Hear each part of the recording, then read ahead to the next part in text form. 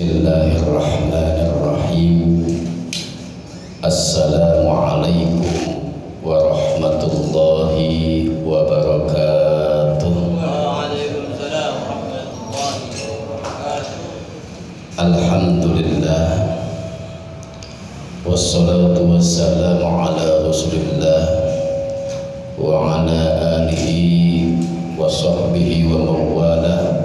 La hawla wa la quwwata illa billah. Amma ba'du.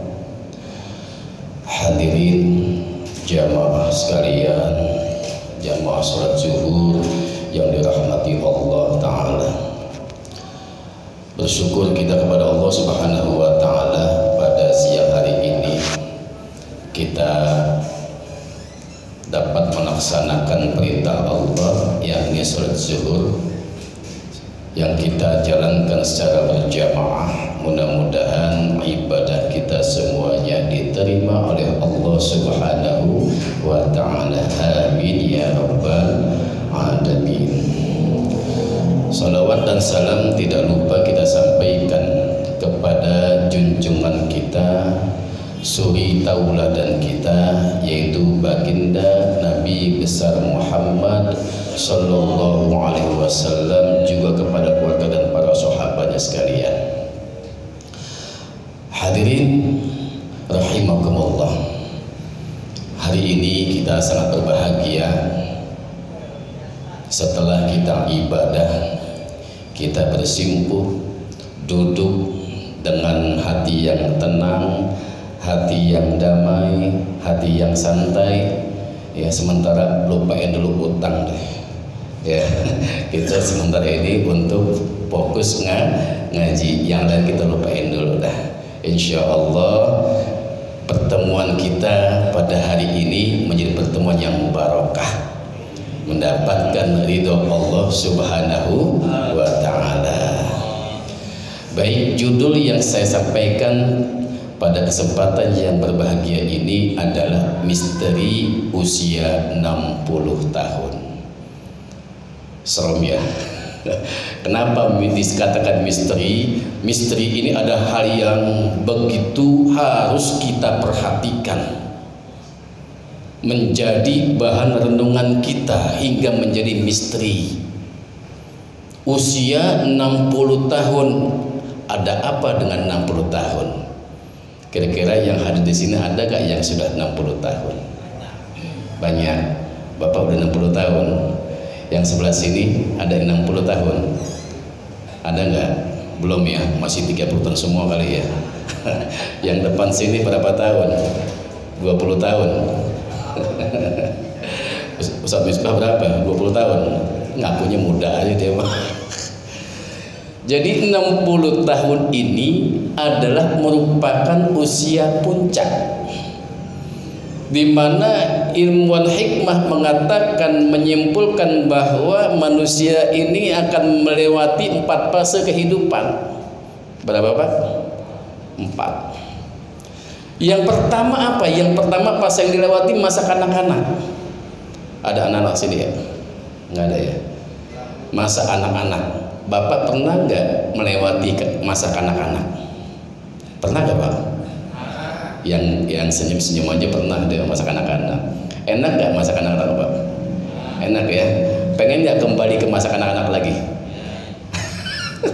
Kenapa dikatakan enak? Karena di masa kanak-kanak itu kita tidak ada beban apapun. Betul nggak? Nggak mikirin masak, nggak mikirin kerja, nggak mikirin beli pakaian. Taunya mau makan ada, mau pakai baju ada, mau minta duit ada. Itu anak-anak. Masa bodoh dia orang tua mau jungkir balik, gimana caranya dia nggak mikirin tuh. Yang penting apa yang diingini ada. Masa kanak-kanak. Lewat masa kanak-kanak kita nggak sadar atau waktu berputar begitu cepat, hilang. Masuklah masa muda. Ya, masa muda ini masih banyak yang masih masa muda nih. Ya, masa muda tidak kalah enaknya. Hebat, gagah, perkasa, mulai banyak peningkatan dalam anggota tubuh kita. Betul nggak? Nih masa muda nih, Masya Allah. Makanya kata Bung Roma bilang, masa muda, masanya apa? Itu kenapa enaknya masa muda, bahagianya masa muda. Nah, masa muda usai, habis ditelan waktu, masuk masa parubaya. Nah, itu sekitar 45 tahun ya, parubaya itu. Itu masa-masa saya sekarang, parubaya. Tidak terasa hilang masa parubaya, masuk masa puncak yaitu 60 tahun, masa tua. Jadi masa anak-anak, masa muda, parubaya, masa tua. Ini tua udah terakhir nih. Terakhir udah tua. Udah nggak ada lagi setelah tua. Setelah tua apa? Mati udah. Habis tua apa? Masa muda lagi, itu mati udah. Ya, masa tua. Tua ini biasa dibilang lansia, manusia lanjut usia, atau manula, manusia usia lanjut tuh 60 tahun. Nah, ada apa dengan 60 tahun? Ibnu Battal menjelaskan bahwa apabila manusia sudah masuk usia 60 tahun, ada 3 poin yang harus direnungkan dan diperhatikan. Inilah misterinya. Yang tidur bangun. Perhatikan nih, supaya kita ingat. Ada 3 Pak. Apa yang pertama? Usia 60 tahun bagi manusia yang pertama adalah masa-masa dia harus pasrah kepada Allah. Pasrah. Apa artinya pasrah? Dia menerima apa adanya, ridho dan ikhlas apa yang dialami pada masa itu. Tuh. Ikhlas, ridho. Kenapa harus ikhlas dan ridho? Karena pada usia itu banyak beberapa hal yang dirasa dan dialami. Di antaranya mungkin yang udah 60 tahun ngerasain dah. Kalau saya belum 60 tahun, ya. Apa di antaranya? Fisik sudah mulai melemah. Ya, melemah kadang ya. Tadinya kuat, gagah, ya, bisa angkat besi 50 kilo, ya. Udah tua bisa gak ngangkat begitu? Nah, udah mulai lemah. Gendong bini masih kuat nggak? Udah mulai melemah. Jalan jauh udah nggak sanggup. Bawaannya udah pusing. Bawaannya udah apa? Udah gampang capek, muntah-muntah dan sebagainya. Karena apa? Masa tua. Kemudian mata sudah mulai lamur. Udah bayang-bayang tuh. Baca Quran 1 jam aja. Udah mulai doyong Quran bacanya tuh. Ya, makanya kita butuh alat bantu kacamata. Ya, tuh kacamata dipakai buat apa? Ya, supaya jelas. Ya. Namun walaupun sudah lamur pandangan, sama duit nggak bakal lamur. Sama duit masih jelas nggak? Jelas benar. Beda 50.000 sama 10.000 tahu duit. Ya. Tapi mata udah mulai lamur Pak, dengan ngeliatan ya Allah. Ya. Baca udah mulai susah, menang jauh sudah mulai sulit. Mata. Nikmat sudah mulai dicabut, dikurangi. Pendengaran juga begitu, udah mulai berkurang. Ya, gigi udah mulai dikurangi dikit-dikit, copot atuh, ya kan? Habis giginya ganti gigi palsu, bisa senyum lagi. Ya, tuh. Gigi udah mulai tanggal, kulit udah mulai keriput, mengendur. Coba perhatikan kulitnya, udah mulai mengendur, beda sama zaman dulu. Ya, rambut kelihatan nih, udah mulai putih, udah mulai ada warnanya. Nah, itu tanda-tanda bahwa apa yang sudah Allah berikan dulu, Allah akan cabut dikit-dikit, Allah angkat dikit-dikit, kurangi dikit-dikit. Inna lillahi wa inna ilaihi raji'un. Semuanya itu nikmat dari Allah, nikmat mata, nikmat pendengaran, nikmat gigi, nikmat yang lainnya, nikmat makan dan sebagainya, itu ada nikmat Allah. Semuanya nanti akan dikurangi sedikit demi sedikit. Berasa nggak Pak? Mulai dikurangi Pak nikmatnya. Berasa nggak? Berasa. Tuh. Bagi yang berasa berarti dia punya perasaan. Oh iya ya, dulu saya begini, sekarang begini. Berarti kita sudah ditegur dari Allah Ta'ala agar kita ingat kepada Allah. Itu yang pertama, pasrah. Udah biarin, jangan paksain. Ini umur 70 tahun main futsal. Wah, bengek. Ya. Gigi udah nggak ada, yang dicari apa? Apa tuh yang namanya kikil tuh apa namanya? Tunjang. Ya nggak kuat, jangan paksain. Jadi apapun yang dirasa pada usia tersebut udah kita ikhlas, tidak jangan memaksakan diri. Itu yang pertama, harus pasrah kepada Allah. Dan yang muda nanti akan mengalami masa-masa itu. Jangan marah-marah. Gimana sih, jangan, itu urusan Allah.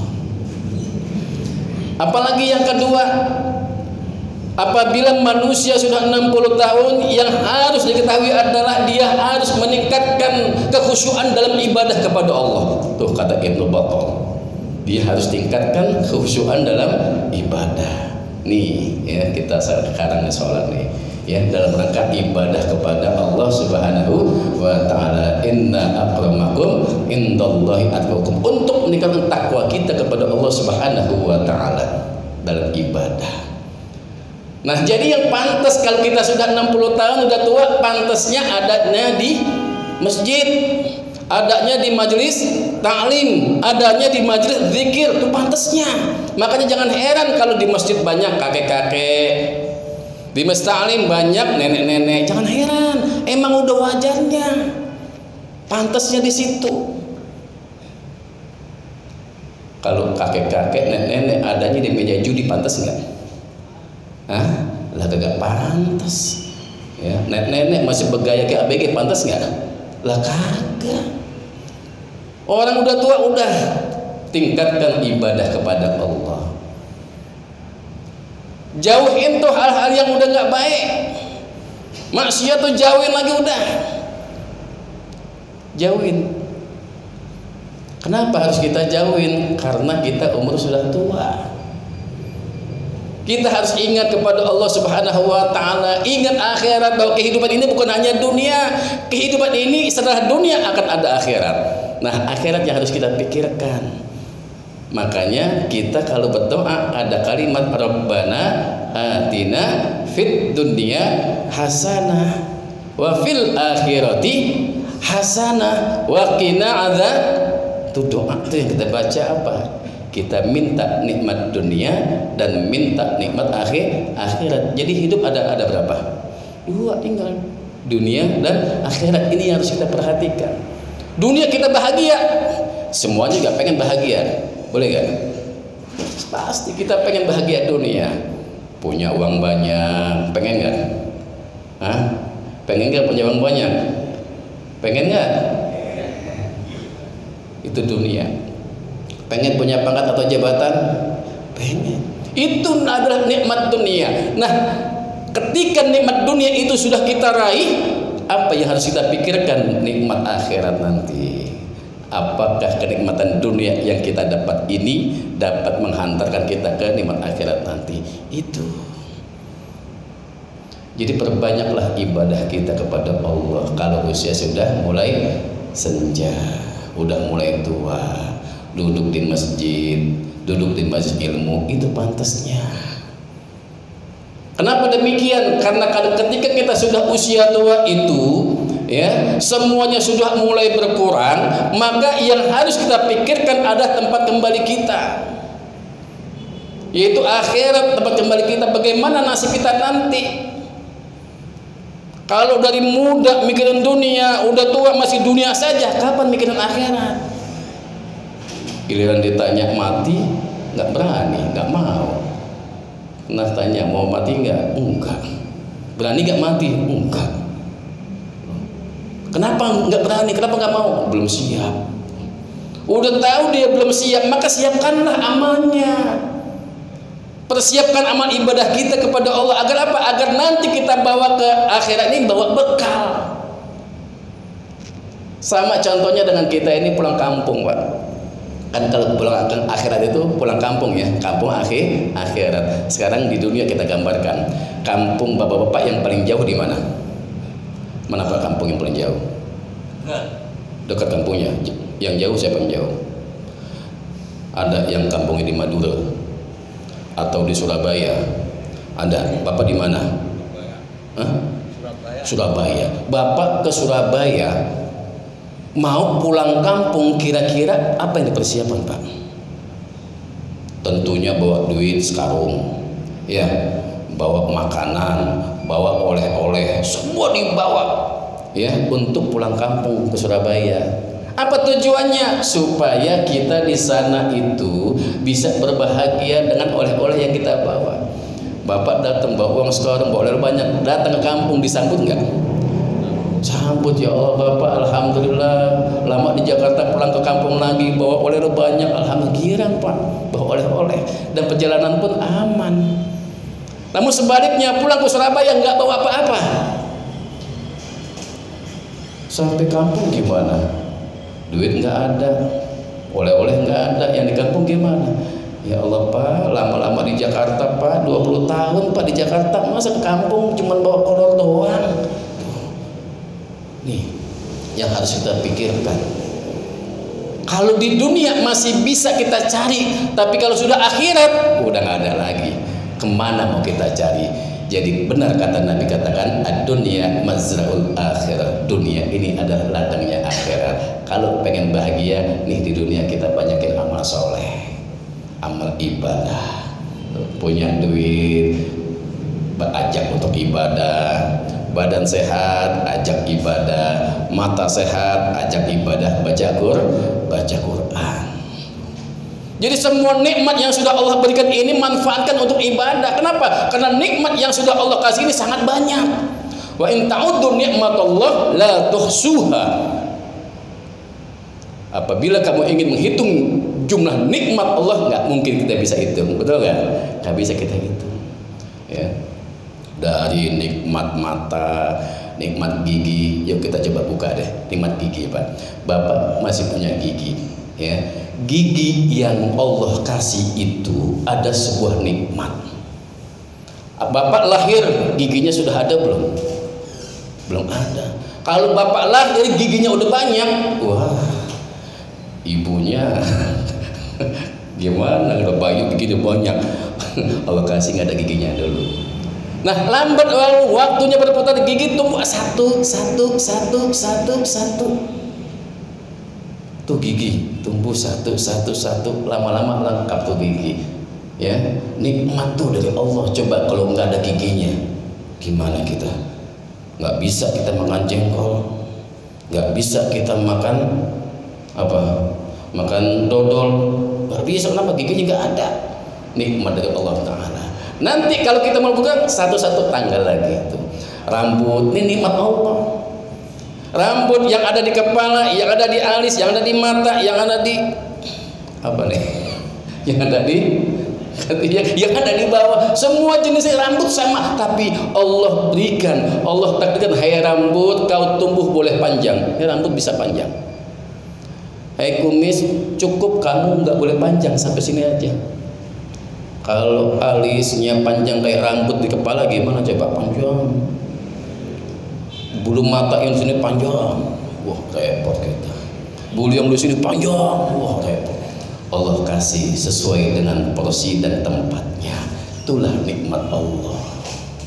Nah maka kita harus bersyukur dengan apa? Ibadah. Nah makanya ibadah ini menjadi kunci untuk meraih amal, untuk meraih pahala dari Allah Ta'ala dari amal soleh kita, agar tidak menjadi manusia yang merugi.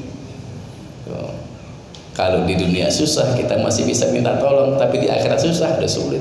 Nah itulah yang kedua. Dan yang terakhir, yang ketiga, waktunya cukup singkat. Yang ketiga adalah orang sudah usia 60 tahun ada menanti kematian. Nah ini ujung-ujungnya. Ketika nikmat sudah mulai diangkat sedikit demi sedikit, dicabut sedikit demi sedikit, yang ketiga adalah menanti kematian. Mu'tarakul manaya ma baina sittin ila sab'in. Pertarungan kematian itu ada 60 tahun sampai 70 tahun. Inilah misteri 60 tahunnya.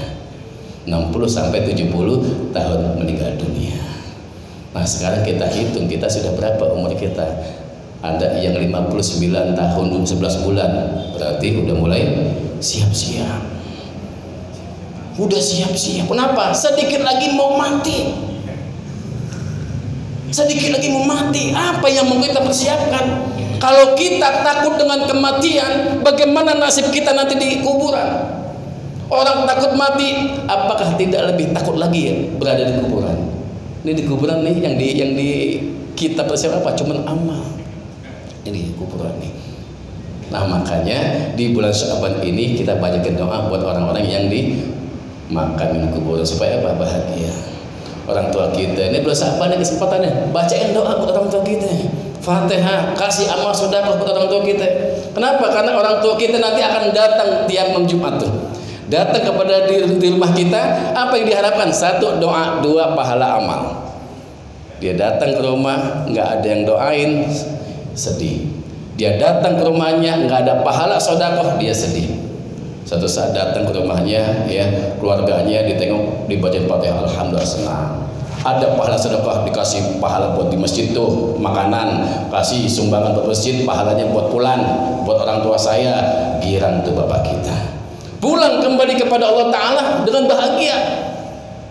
Kenapa? Karena apa yang dicari dapat doa dan dapat pahala amal pahala.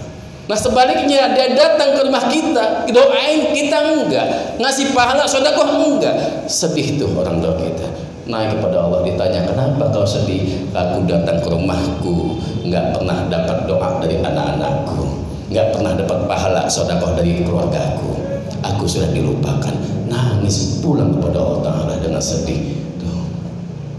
Makanya kesempatan kita ini, ayo bacain doa buat mereka buat beliau. Sebagai apa? Sebagai tanda terima kasih kita kepada kedua orang tua. Jasanya sungguh luar biasa.